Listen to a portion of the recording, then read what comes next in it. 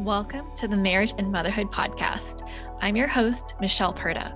I'm a life and marriage coach for moms, wife, mom of 3, and I'm also an Aries, and for my fellow human design nerds, a sacral manifesting generator.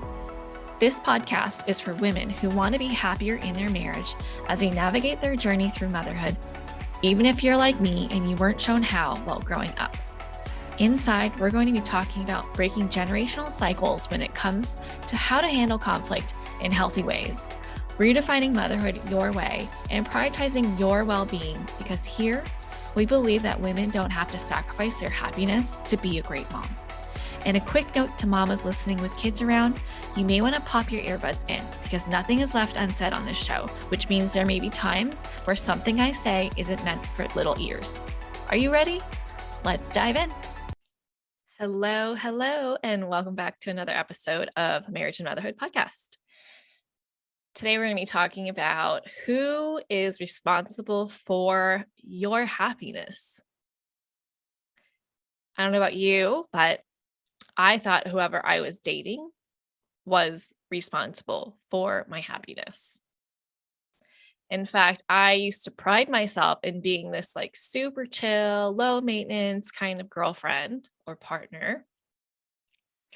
And when anniversaries would roll around or, any kind of thing to celebrate, Valentine's Day, anniversary, birthday, you name it, right? I would get upset. I would get upset for not having my expectations met. Expectations that I never shared, by the way, because I wanted to be this other version of a person that was not true to who I was and what I wanted. I, for some reason, would judge people who needed this fanfare, right? Oh, for Valentine's Day, all the flowers, 24 roses and a really nicely written card and some jewelry and a really romantic date planned out, or even a trip planned. Something that showed that that person was a big deal. I used to heavily judge that. And so I thought that if I wasn't like that I was better. But I wasn't being honest with myself. And I would get upset because they wouldn't do anything. Or they would just, get me a card and then we'd go out to dinner. And in my mind, I was like, okay, we have dinner any other day. This doesn't feel special. I don't feel special. And I would have this inner conflict inside where I'm like, well, I'm not happy with what happened. And I don't like that I'm not happy with what happened. And so I would get upset. I would really get upset. And they'd be like, what the heck? I had no idea. I had no idea that you wanted this. And I have a feeling that I'm not the only one that has done this or does this. Here's another example. Maybe you can relate to this. I am in charge of cooking in our house because I don't trust my husband's cooking. I don't have the patience to teach him how to season stuff. He's not a very good multitasker, so it would probably take 2 hours for us to eat dinner. And I just don't have the patience to teach him. I'm not the kind of cook who measures stuff out. I just kind of eyeball it. And I've been cooking for a while now and I love cooking. And so I just know how to cook for myself. I don't really know how to delegate stuff. I don't know how to teach other people. I could just tell you the ingredients and the steps that I took, and that's about it. Well, because I'm the cook, I go grocery shopping, right? Makes sense. And so when I go grocery shopping and I come home and, the car is full of groceries, and before I would go into the house and have all these groceries, right? I'm like the kind of person who loves to take one trip. It's terrible. I For whatever reason, I have a strong aversion to taking multiple trips to the car to bring in the groceries. I don't know why I'm like this. I just am.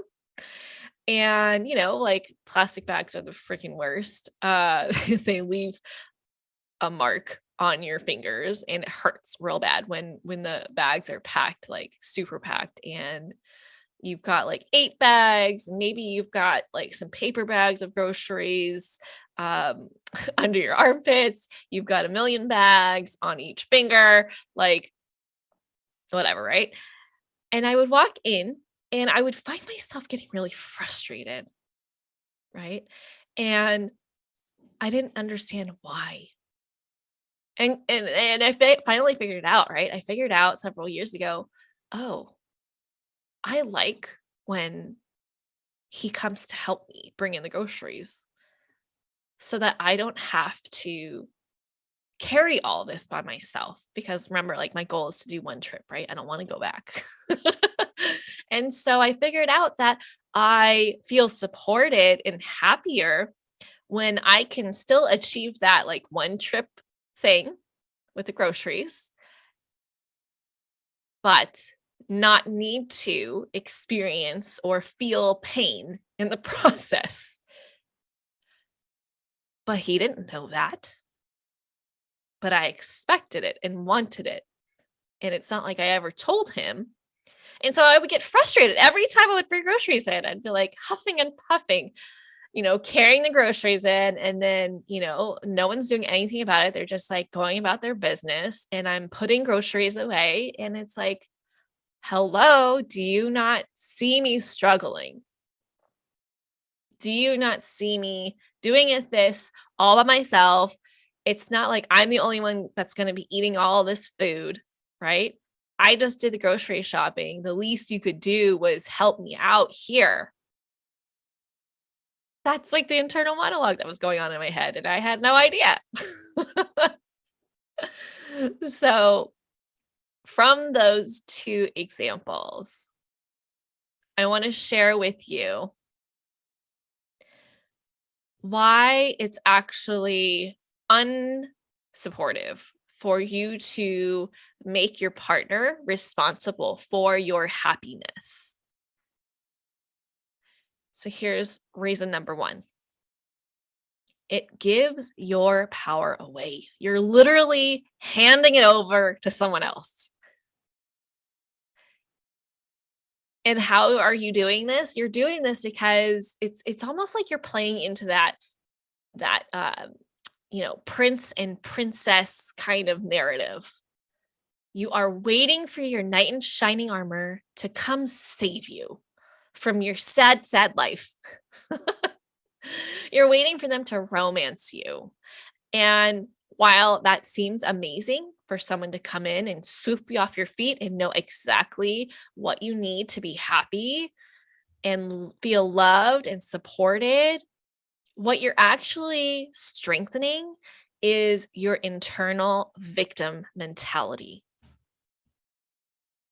And what I mean by that is you are now making your happiness dependent on how well others meet your needs. I'm going to say that again. You're making your happiness dependent on how well others meet your needs. Whoa. Like, I don't like that. I want to have control over my happiness. And you only can control yourself. So if you're giving that control to someone else, you cannot be reliably happy. You're here waiting. It's like when you're stood up for a date, you're just waiting. You're like, I'm ready now. Come pick me up so we can go have fun. And you have no idea whether they're going to come or not. You don't know if they're going to come on time. You don't know if you're going to have fun. You don't know if, they know what you want. There's just a lot of uncertainty happening here. And uncertainty doesn't feel comfortable all the time.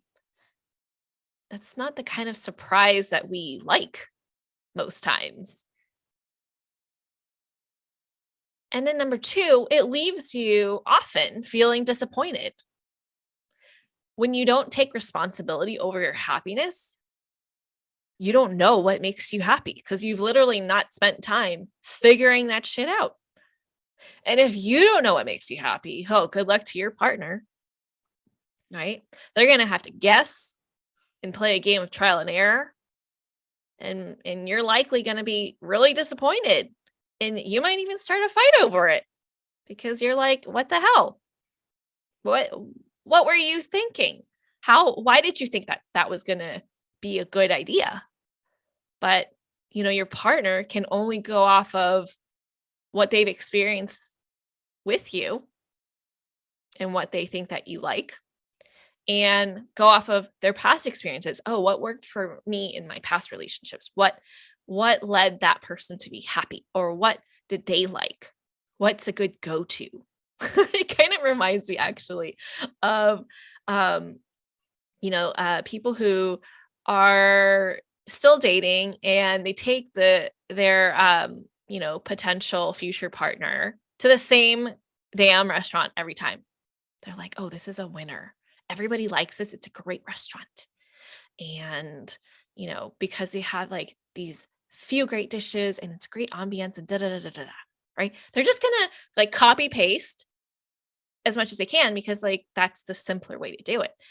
But it doesn't respect who you are and what your individual needs are.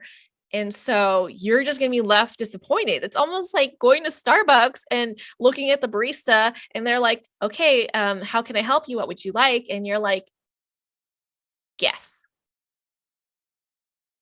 This is not a fun game because if you don't like your drink, it's going to be their fault. And nobody wants to play that game.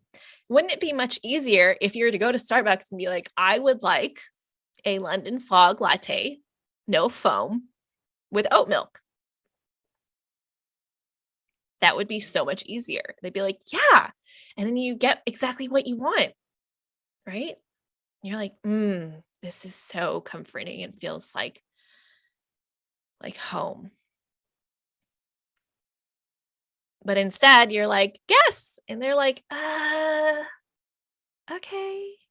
Well, you come often, but you I've seen you drink a lot of drinks. So I'm not really sure what you feel like right now. So I'm just going to guess and hope, cross my fingers that I got it right this time. But it's not their responsibility, right? It's not. It's yours. I'm sorry, but it's yours. I wish it was that easy where like we all came with manuals and we're like, as soon as you start dating someone, you just download it and you're like, oh, cool. I know exactly what you like, how you work, and how I can work with you so that we're both happy. That would be ideal, right? But we don't. We are brought into this world and we got to figure our own shit out and figure out how we can navigate life with that set of instructions, with that set of like knowledge of how we are and where we can grow and what we like, what we dislike, and all of that. And number three, it creates dissatisfying relationships. When you're disappointed by not getting what you were expecting or hoping for or wanting, what ends up happening is your partner is left feeling not enough or frustrated. Like, what the fuck? If you wanted that, why didn't you just tell me? Right? Or they're like, oh my gosh, I must be a terrible partner because I don't know how to make my partner happy, because you've put that responsibility on them and they have taken it in. They've accepted it. They're like, okay, yeah, I can do that, but I don't know how. And so now I feel like a failure. And so their confidence is not there. And so maybe they won't try anymore. Or maybe they'll try, but hesitantly. So it's actually unfair to expect your partner to fill the role of making you happy. It's a lot of pressure, right? My husband's job title is not the owner of Michelle's happiness. That's kind of funny, actually. If you make it their job to make you happy, whose job is it to make them happy? Like, have you thought about that? And if you think it's your job to make them happy, girl, let's not go there, right? Because when it's someone else's job to make you happy, they have no room for bad days. They have no room for them to prioritize themselves. Let's say they're sick, right? And it's their job to make you happy. Well, what happens then if they want to get better? And what's best for them is to really just like be a pile on the couch and do nothing so that they can rest. But if it's their job to make you happy and they take it seriously and sacrifice themselves over it, then they're going to be like, oh, okay, got to push through this. I don't have time to be sick. I'm going to, still do what I normally do to make you happy because I don't matter and you matter more than me. I don't know about you, but I definitely would not be okay with that if the situation was worse. That would suck, right? And as moms, we already know what it feels like to be expected to sacrifice ourselves for our children's happiness. And I'm just not about it. Unsubscribe. I quit. I want another job. Instead, let's just take responsibility over our own happiness. Then you can restore your own power, right? Then you can feel like you have a better say on how you experience life. You're not just waiting around for your partner to do things to help you out, but rather you know what you need to help you out. And you can set them up for greater success by sharing what you know about yourself and how they can feel like a successful, loving, supportive partner for you. And then both of you can feel confident about how your marriage is going because you each have your own backs, and then you can choose to come together to do things that feel nice for them. But it's not dependent on each other, right? Like, have you ever had a friend who's like, it's your job to make me happy? Like, that would suck. I would not want that friendship. That would feel very toxic. If you're expecting them to make you happy and they don't expect you to make them happy, it's very uneven. But also, let's not go there, right? How about we just take care of ourselves? And then taking this a step further, this is just like another reason why it's really important to know yourself. The self leadership aspect of this. When you know yourself really well, you can lead yourself instead of giving that position of power to somebody else. And when you can lead yourself, you can support yourself through any situation, any life challenge, whether it's conflict with your husband or partner, conflict with your children, conflict at work, with family members, with friends, etc.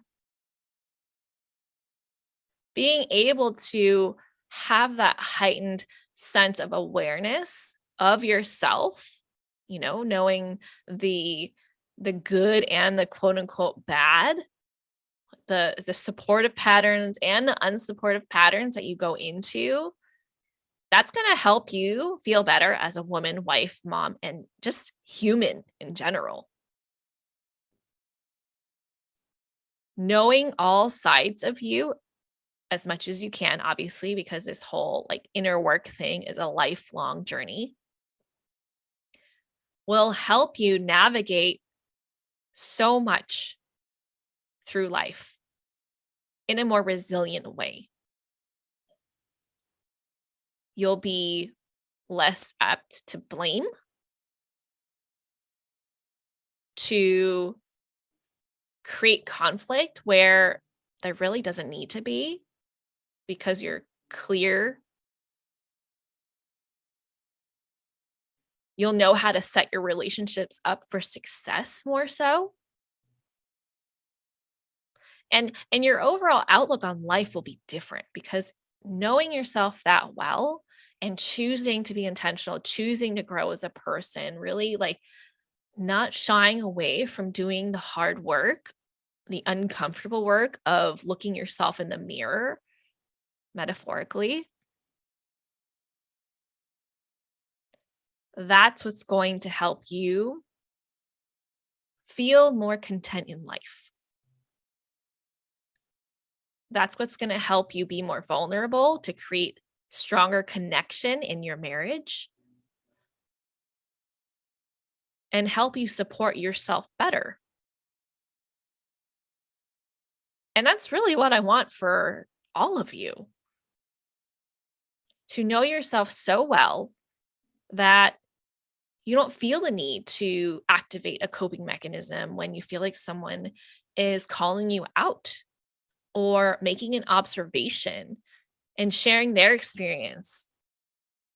You'll be less likely to spin out in a story of feeling like you're being attacked or going into victim mentality or getting defensive overall. So, moral of the story, you are responsible for your happiness. You get to be. This is not a chore. You get to be. This is an honor, right? This is an honor. You get to reclaim your power and not wait on someone else to give you what you need, dependent on how available they are, how they feel, what they want to do, where you fall in line of their list of priorities. No, you get to know what you need and what you want and how important it is to you and when you want it. That's what's going to equip you with your life choices. That's what's going to help you not feel stuck in your situation. Because no matter how other people decide to show up, you always know, okay, well, what are my choices here? These are my standards. So what next? It'll allow for you to really support yourself fully instead of going to that woe is me story, the victim mentality, which is destructive but very normal and understandable. Like I still have times where I go into that mode, but because of what I have done in terms of inner work and what I've learned through various phases of my life and even programs and books that I've read or taken part of, I now can navigate that stuff with more ease and faster. And I can say I actually feel very free. And that is one of my favorite things to hear from clients. And they say, I feel lighter, I feel free, because they have freed themselves from trapping themselves into thinking that someone else was in charge of how they felt, that someone else's actions can have that much power over them. But it's a choice. It is 1000% a choice. And that's it for this episode. If you like this podcast, then you'll want to join my private Facebook community, Marriage and Motherhood. The fights and the disconnect you're currently experiencing doesn't have to be how things go for the rest of your life. If you're ready to give your marriage a makeover, come join the Marriage and Motherhood community to learn how to create a healthy, happy, and connected marriage that you actually enjoy and your kids can look up to. Thank you so much for listening to the Marriage and Motherhood podcast. I hope that this episode helped you deepen your relationship with your husband and, more importantly, with yourself. I hope to see you inside the Marriage and Motherhood community, and I look forward to supporting you in there. Otherwise, see you back here next week. Bye.